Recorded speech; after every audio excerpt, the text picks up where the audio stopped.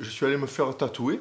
Et pendant que je me faisais tatouer, c'est le 5e tatouage que je fais. Et vraiment, celui-là, j'ai douillé. Tu sais, j'ai vraiment eu mal. J'ai vraiment eu mal. Et ça m'a fait penser à un truc. Ça m'a fait penser que finalement, se faire tatouer, c'est un peu comme l'analogie un peu de la vie. Tu sais, parce que un tatouage, ça part de quoi? C'est un projet que tu as. Tu sais, finalement, c'est une idée que tu as dans la tête, que tu soumets à quelqu'un pour qu'il t'aide à le faire. Tu vois.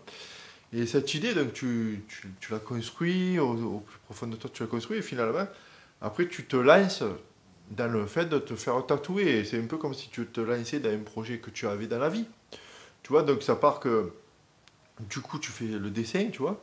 Après, quand le tatoueur arrive, il te fait d'abord les contours. C'est pareil, dans la vie, tu peux faire un peu les contours de ton projet.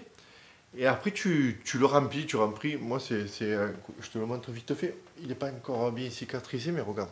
Voilà. Ouais, tu auras l'occasion, si tu veux. En dessous, il y a le lien avec mes contacts pour aller sur Instagram, par exemple. Eh ben, je te propose d'aller mieux voir les photos sur Instagram que je fais. Et voilà, je parle de tatouage, mais souvent sur Instagram, je parle de vêtements, tout ça. Ben, en quelque sorte, un peu de style, tu vois, pour toujours pareil, dans le même état d'esprit, de t'aider à dompter ta timidité. Et ça peut passer par là, par revaloriser ton image, tu vois, de toi. Et ça passe par le tatouage. Si, je sais pas si tu es tatoué toi, mais ça passe par le style vestimentaire et tout. Ben, en fait, c'était juste une parenthèse. Et je reviens donc à mon tatouage, donc toujours, tu sais, dans cette optique de progresser dans la vie, il faut avoir des projets. Et donc le tatouage, pour moi, ça m'a fait penser à ça. Donc, je me répète, c'est un peu un projet que tu imagines. Après, quand tu vas chez le tatoueur, qu'est-ce qu'il fait? Il dessine d'abord les contours.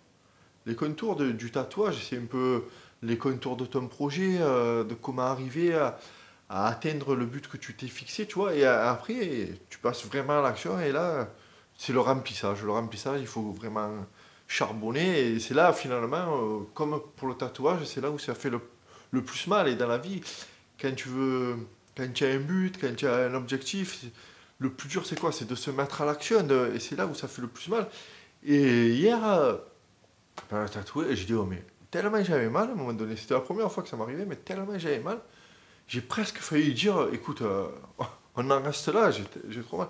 Mais ça m'a rappelé un peu la vie, ça m'a rappelé que c'est pas au moment où tu as le plus mal qu'il faut abandonner, justement, c'est le moment où tu as le plus mal qu'il faut se reconcentrer. Parce que tu sais, c'est encore une fois, comme le tatouage, c'est quand c'est fini que tu profites des efforts que tu as fait pour enfin admirer le résultat.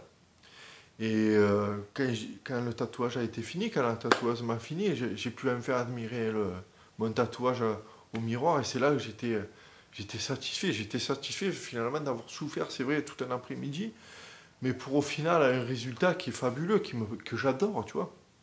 Et dans la vie, c'est pareil. Tu as un projet, tu as un but précis. Eh ben, c'est le fait de te mettre à l'action, d'avoir déjà réfléchi à ça, d'avoir dessiner les contours, puis de t'être mis à l'action, de t'être mis au charbon et vraiment d'avoir même souffert, qui au final, quand tu as fini, quand tu as réussi ce truc, la satisfaction de l'avoir fait, la satisfaction du résultat, et de te dire j'ai été capable d'avoir fait ça. Et encore une fois, le parallèle avec le tatouage, c'est là où tu en fais d'autres. Moi, j'en suis à mon 5e, je ne pense pas m'arrêter là, tu vois.